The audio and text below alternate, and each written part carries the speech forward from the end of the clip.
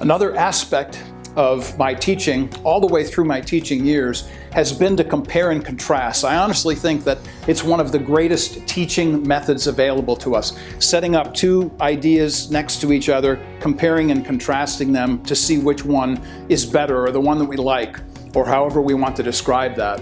And here is what I want to do as we come back to this basic concept of inherent corruption, that is human nature, and absolute authority.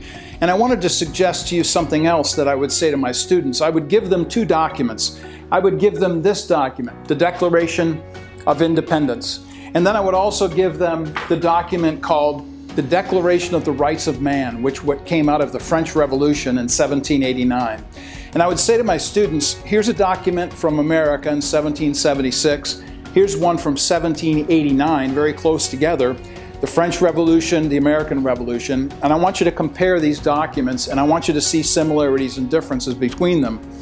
And what ended up happening was that students, as we began to invest ourselves in some historic background, understood that the declaration that was derived in the French Revolution actually emphasizes 15 times the will of the people, the will of the people, the will of the people.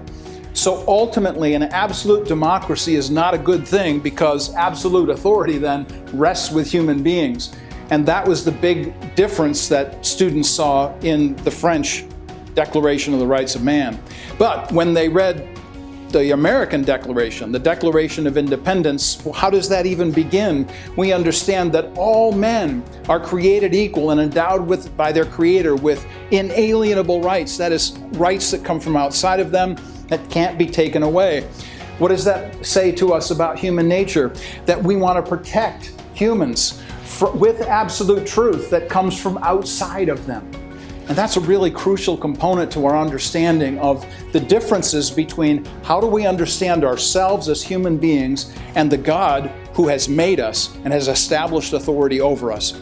So, as we go back to the PDFs, and as you think about the kinds of things that you're looking at in Scripture and the questions that I'm asking there, remember to consider this kind of diagram and understand that these two pillars, absolute authority and what do we believe about human nature, are going to run through absolutely everything we say and believe about life.